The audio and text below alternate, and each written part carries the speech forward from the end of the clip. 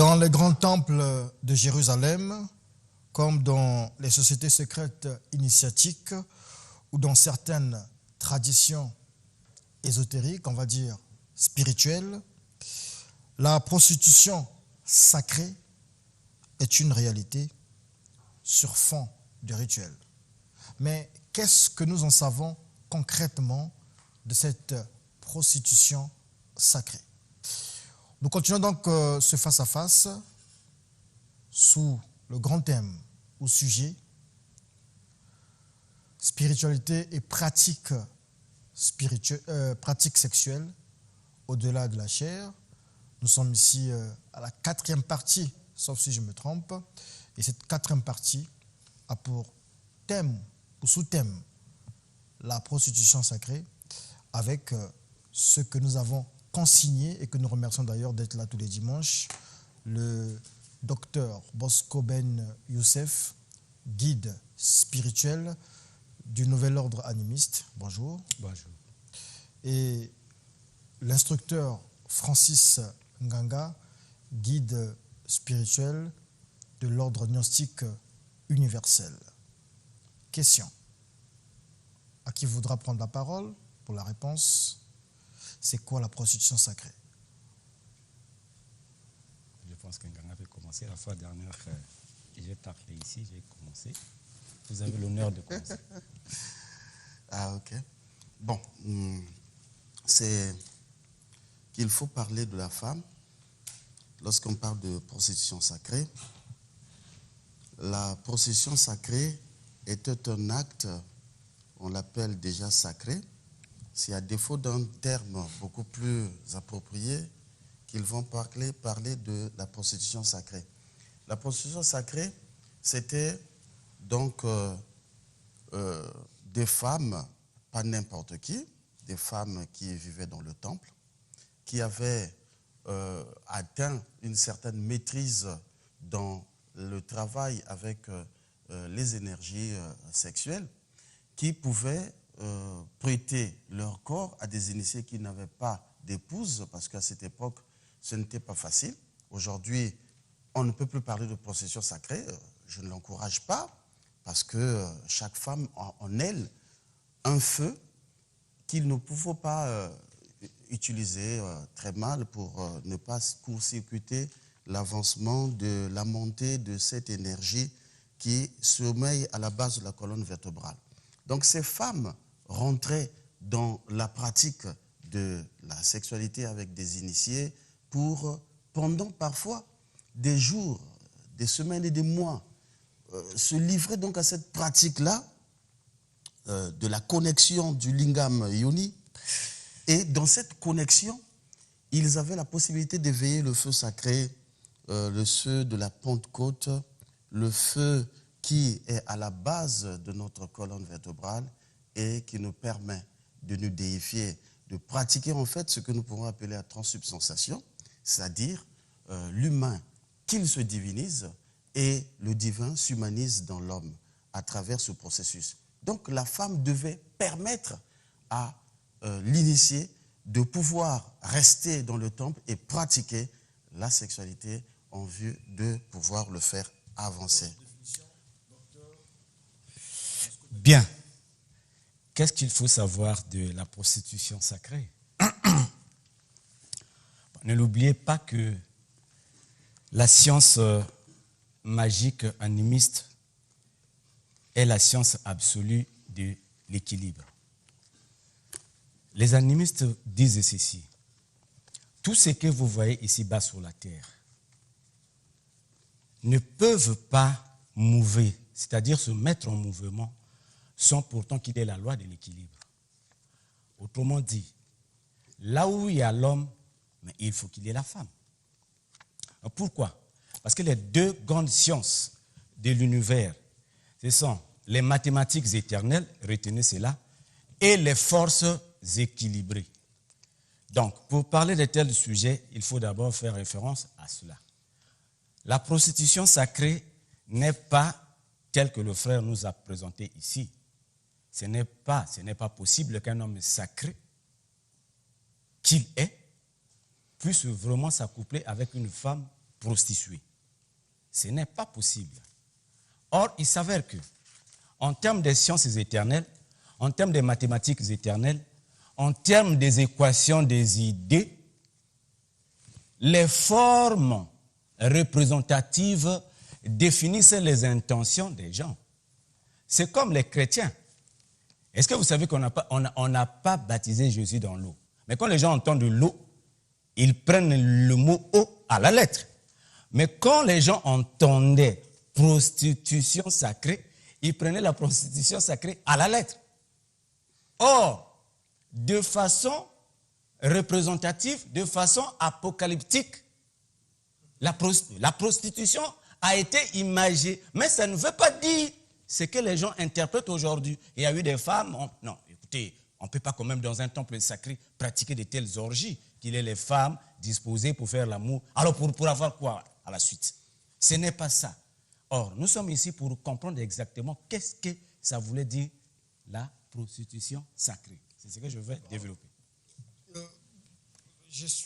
En fait, Francis Nganga nous a développé, en fait, vous avez des définitions assez différentes, mais vous vous rejoignez quelque part. Je ne sais pas si c'est moi qui m'embrouille, mais en fait, quel est le profil de la prostituée sacrée?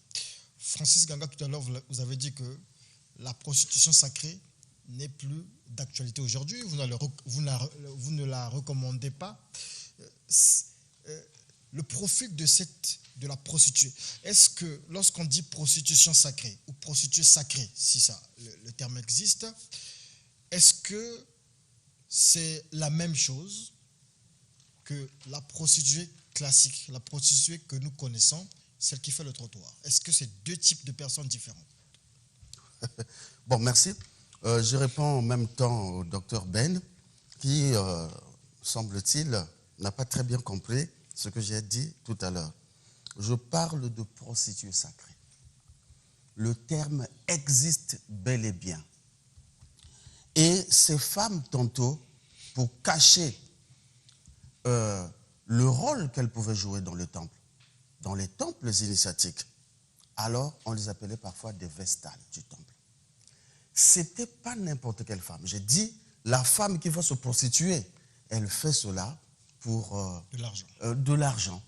Mais la femme prostituée n'est pas animée par un désir d'argent.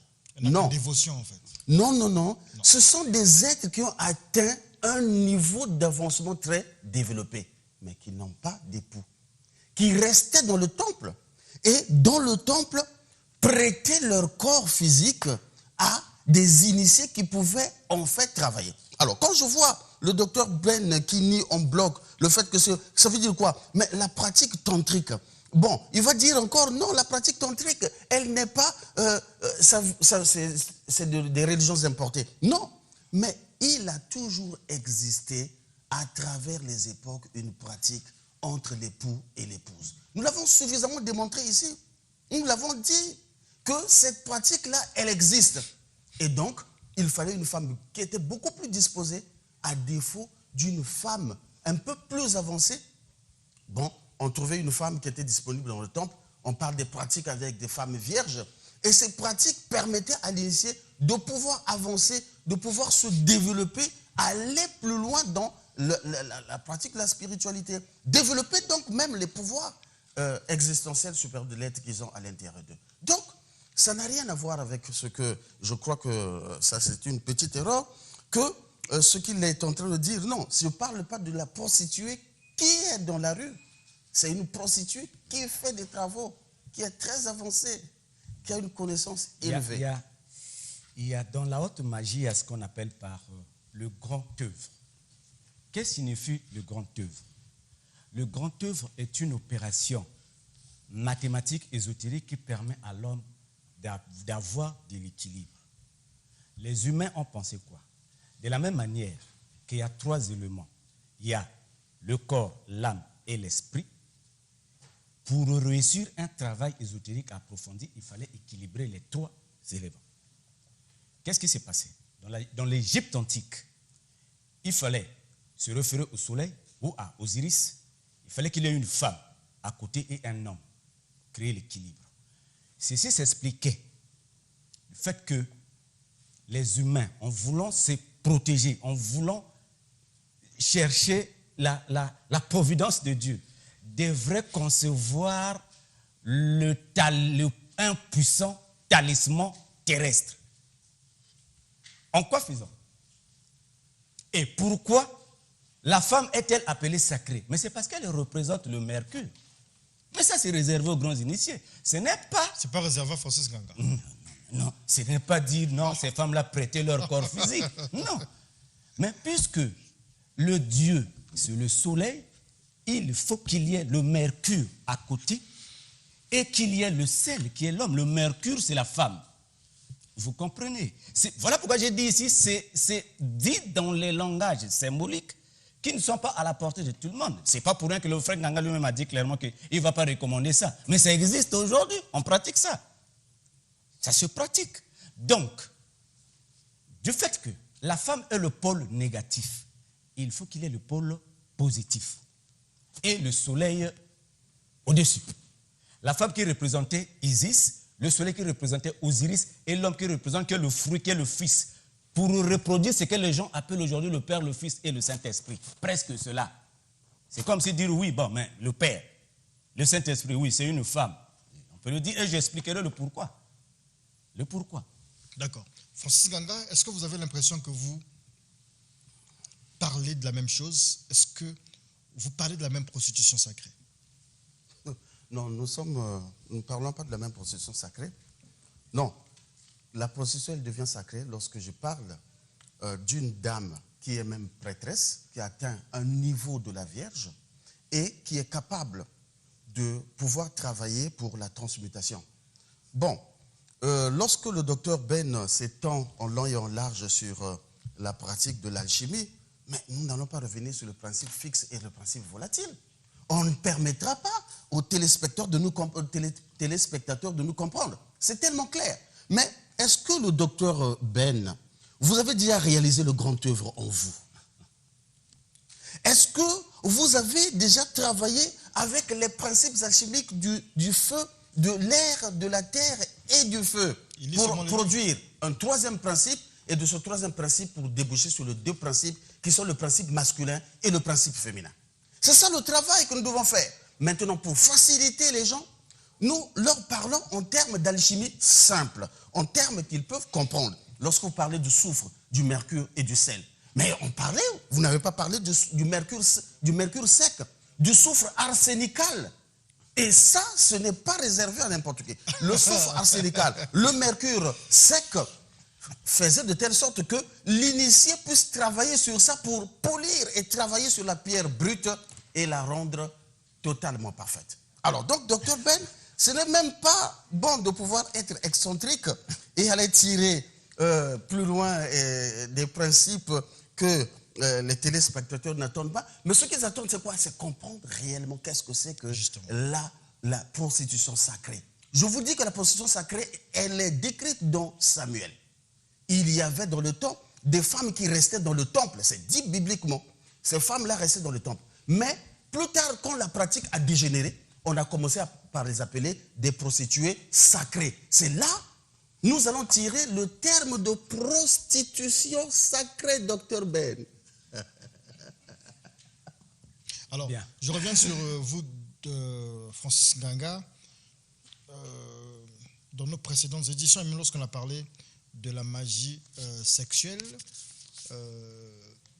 ce travail rituel entre l'homme et la femme, en réalité, je retiens, devrait se faire entre un homme, c'est-à-dire que l'époux et son épouse. Or, dans la définition tout à l'heure de la prostitution sacrée, vous dites que ce sont des femmes, des dames qui ont atteint un certain degré au niveau spirituel, mais qui se mettent donc au service du temple, au service, en fait, pour des travaux rituels. Est-ce que là, cette espèce d'alchimie peut donner des résultats positifs alors que la prêtresse s'accouple avec celui qui n'est pas son mari en réalité? Parce que vraiment dans des très vieilles émissions, vous nous avez dit que ces choses-là ne marchent que lorsqu'on le fait avec sa femme, donc entre l'époux et l'épouse. Ah ouais, mais c'est tellement clair. C'est tellement clair. Je voudrais dire que je me réfère à cette pratique parce que lorsque je repars dans le passé, on va retrouver ce principe où la femme restait dans le temple. Parce qu'à cette époque, ce n'était pas facile aussi de trouver une femme qui était préparée et pratiquait la sexualité avec cette épouse-là. Mais aujourd'hui, je l'ai dit, les moments, les époques ont changé. Nous sommes à l'ère du Verseau avec tout ce que nous sommes en train d'observer. Et il n'est pas possible de pratiquer la prostitution sacrée. Il faut trouver une épouse prêtresse avec laquelle on va cheminer longtemps ensemble et pratiquer ce tantrisme. Donc, c'est ce principe-là. Aujourd'hui, on ne peut plus le faire. À cette époque, c'était permis. Et vous savez que l'humanité passe par des époques, par des étapes d'évolution. Et ce n'est que normal. Mais aujourd'hui, on ne peut plus pratiquer la sexualité sacrée parce que où sont d'abord ces femmes-là? Quelle éducation elles ont reçue pour pouvoir prêter leur corps à des initiés qui peuvent se servir de cette énergie pour travailler sur l'équilibre des principes. Comme il est en train de le dire. Bon, merci beaucoup. Vous substituez la femme inutilement vous-même. Dans votre équation, vous-même vous retirez, c'est parce que vous savez que ça n'existait pas. Sinon, si ça existait, mais quels sont les miracles que ces femmes ont opérés? Qu'est-ce qui n'existait pas? Cette prostitution telle qu'il l'explique. Si cela existait, quels sont les miracles que ces femmes l'ont pratiqué? Quels sont les instruments qu'elles avaient que les femmes d'aujourd'hui n'ont pas? Au contraire, aujourd'hui, la science a même évolué. Les découvertes sont aussi nombreuses. Nombreuses, je vous l'ai dit. Ça n'existe pas tel que Nganga le dit. C'est vrai de façon représentative, de façon symbolique. Une femme peut se mettre debout, un homme se mettre debout, mais ce n'est pas pour autant dire qu'ils vont s'accoupler physiquement. Voilà pourquoi vous avez la difficulté de réconcilier ce que vous avez dit la fois dernière sur l'homme et sa propre femme. Je reviens sur le mercure sec et le mercure arsenic. Mais le mot arsenic veut tout simplement dire poison. Le mercure, qui est la femme ici, c'est le mercure attractif. Parce que le mercure, c'est parmi les métaux. C'est un métal liquide. C'est par rapport aux propriétés du mercure, comme il est subtil, et que la femme prostitution aussi est subtile. Voilà pourquoi on parle du sacré. C'est un métal sacré qui est comparé à la femme. Le métal ici est liquide. Vous parlez du mercure liquide. Non, vous parlez du mercure sec. Ce n'est pas ça. On parle ici du mercure liquide, le Hg. Donc, les femmes se mettaient dans le temple. C'est les symbolismes, c'est les rites. Ça ne veut pas dire que ces hommes-là doivent aller sexuellement avec ses épouses. Il n'y a pas acte sexuel. Il n'y a pas. Parce que le but, c'est de faire venir un être sacré, Dieu. Comment voulez-vous que Dieu vienne vous surprendre? Vous êtes soit l'un sur l'autre. Je ne sais pas. Comment... Non, j'arrive. Je ne sais pas. Docteur Ben. Écoutez d'abord, n'expliquez pas des choses qui n'ont pas de sens. Nous sommes dans les rites. Dans les rites, l'homme se met ici, représente le mercure, la femme, l'homme est à droite, le pôle positif, et il y a Osiris au-dessus. Et vous rentrez dans les incantations et dans les évocations. Ce n'est pas que l'homme et la femme doivent s'accoupler. Non, le soleil et le mercure doivent s'unir pour donner naissance au sel qui est le fils. Donc ce sont les symbolismes. Voilà pourquoi jusqu'à aujourd'hui, on doit les pratiquer.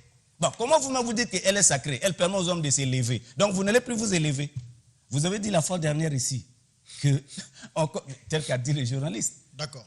On va dire ceci, peut-être que ça vous donnera des idées. Il n'y a plus de femmes sacrées. Peut-être que ça va vous permettre d'avancer, sinon de croiser toutes vos réflexions.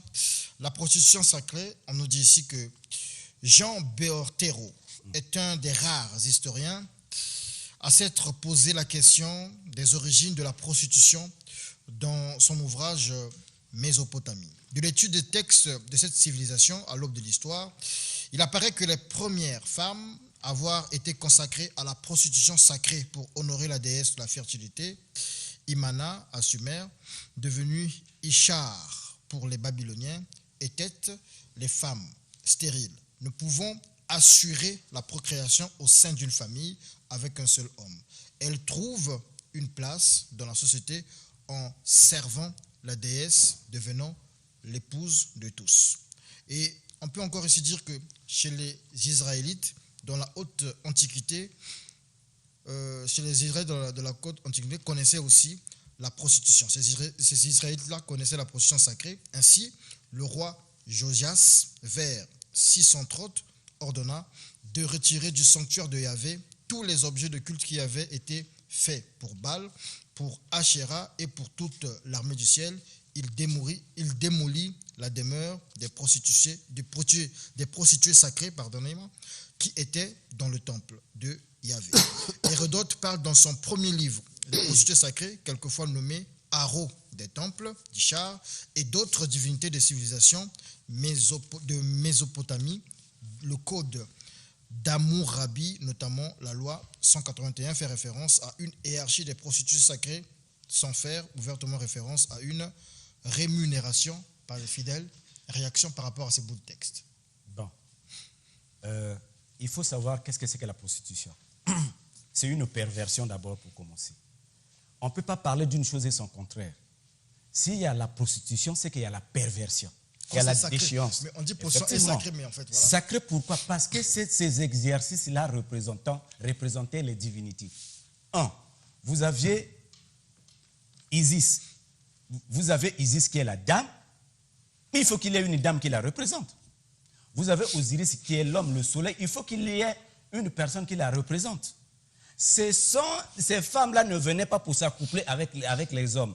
Les historiens n'ont fait que rappeler. Mais c'est comme si moi je parlais, je ne suis pas un ingénieur, mais je suis en train de parler de la Mercedes. Est-ce que je pourrais expliquer la boîte automatique, ainsi de suite?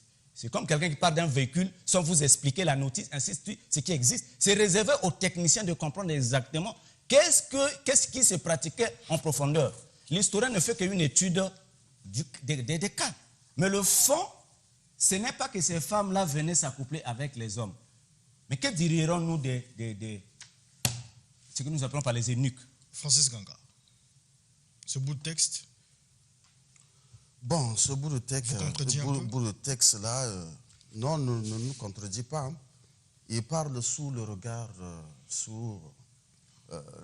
d'un historien. Donc c'est un historien qui parle des réalités. Et moi-même, je me pose la question s'il comprend ce que c'est. Mais quand même, ce qui est bien, c'est qu'au départ, il parle de la prostitution sacrée.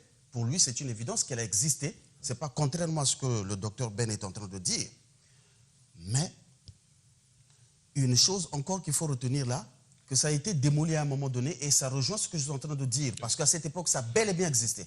Si le docteur Ben ne le croit pas, ne l'accepte pas, ça veut dire qu'il n'a pas suffisamment investigué pour savoir qu'est-ce qui s'est passé réellement. En fait, je suis un prêtre dans le temple, je sais qu'est-ce qui se passe. Il y a des choses qu'on ne peut pas divulguer. Mais il y a une vérité, celle que j'appelle la vérité véritablement véridique.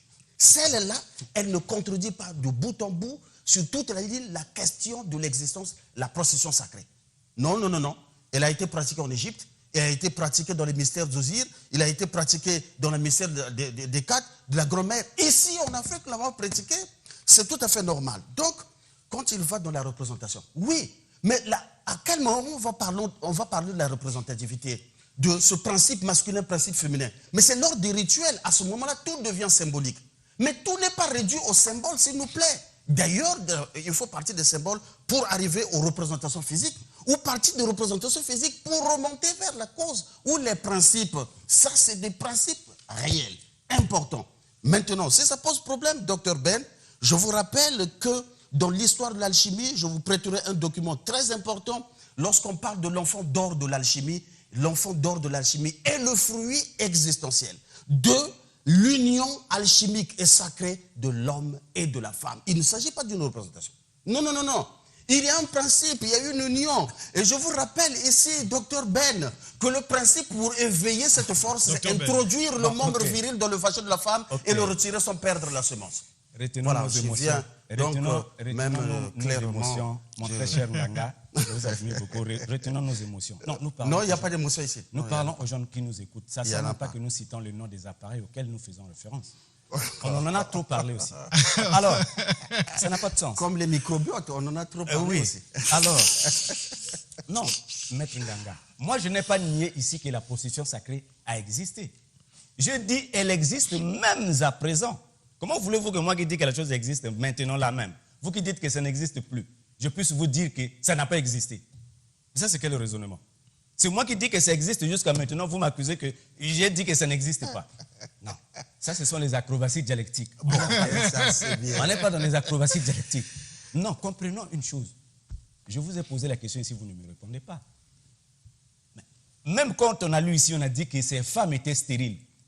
Bon, comment voulez-vous que dans la représentation, une femme qui est stérile puisse produire l'enfant d'or, tel que vous l'expliquez? Mais ça ne fait pas partie des mathématiques éternelles.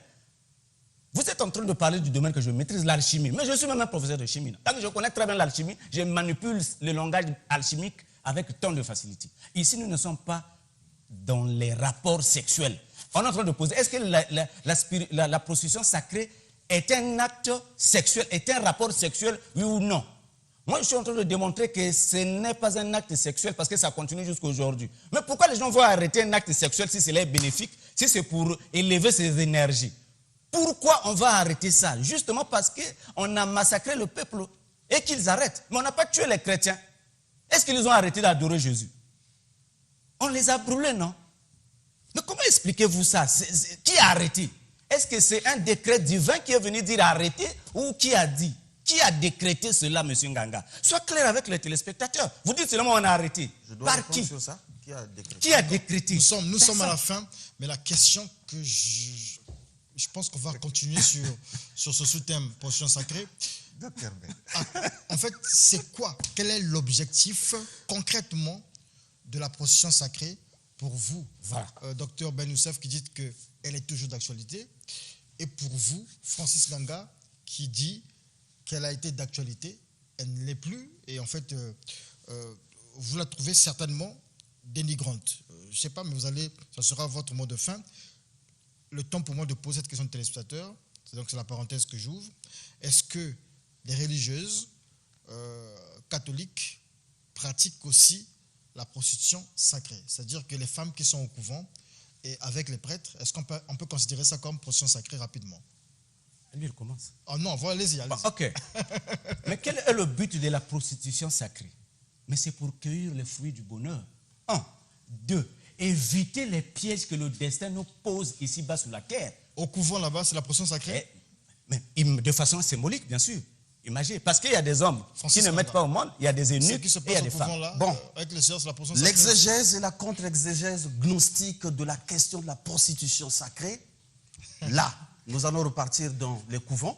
Je dirais que les sœurs religieuses qui sont dans les couvents ne pratiquent pas la sexualité. Soyez en contact avec ces personnes-là. Je travaille dans le milieu des prêtres. Je suis avec les prêtres à tout moment. Je sais très bien que beaucoup de prêtres qui ont d'ailleurs aujourd'hui dégénéré ne connaissent pas cette pratique-là. Et les sœurs religieuses, encore très loin, aujourd'hui, elles ne sont que des objets sexuels. Bon, enfin, excusez-moi, mais entre-temps, je veux aussi dire, je veux relever que, Dr Ben, l'alchimie et la chimie, ce n'est pas pareil. La chimie actuelle n'est que la dégénérescence très éloignée de la question de l'alchimie. Voilà pourquoi, donc... En un mot, à quoi peut nous servir la potion sacrée? En un mot. La potion sacrée pouvait servir à cette époque. Maintenant, maintenant. À quoi? À éveiller le feu de la Pentecôte. À quoi peut nous servir la potion sacrée aujourd'hui? Il y a un arbre de vie, mais il faut cueillir les fruits du bonheur. Qui ne veut pas du bonheur ici-bas sur la terre? Vous comprenez? Là où il y a la femme, il y a l'homme. Qui ne veut pas de l'argent, qui ne veut pas d'une bonne santé, qui ne veut pas de la vie, d'éviter la mort dans le temps et dans l'éternité. C'est celui qui a le bonheur. C'est pour cueillir les fruits du bonheur. Nous reviendrons sur la potion sacrée. Une vive perversion, alors. Dimanche prochain, c'est la femme qui permet à l'homme de monter l'arbre de la vie. Si le Dieu de la potion sacrée nous le permet. Francis Nganga, contact téléphonique. Bien, 06 632 96 34 05 361 45 62. Moi, je suis au 05 349 68 22. 05 349 68 22. Au 06 603 90 09. 06 603 90 09. Le débat est ouvert. D'accord. Le débat est ouvert. Nous reviendrons dimanche prochain sur ce sujet. Et certainement aussi sur la Pentecôte, parce que Saïd Ahmad a provoqué les abeilles. J'ai eu une multitude d'appels. Il nous faut certainement que nous aurons deux face à face dimanche prochain. Et donc sur la Pentecôte avec Saïd Ahmad et un chrétien. Le numéro de téléphone de l'association des obus du Congo, ça a été mal énoncé tout au début. Donc c'est le 06 pour mettre à main. 06 991 31 97. 06 991 31 97. Merci. La procédure secrète concerne aussi les hommes. Ben oui. Oui. L'homosexualité et ça c'est clair. ainsi de suite. Donc, Mais voilà, de façon naturelle, les gens pervertis. Il n'y a pas de problème. les homosexuels, c'est des gens. Non, je dis les gens pervertis la pratique. C'était des choses représentatives, mais aujourd'hui, les gens. C'est pas la perversion. Ça sera dit dimanche.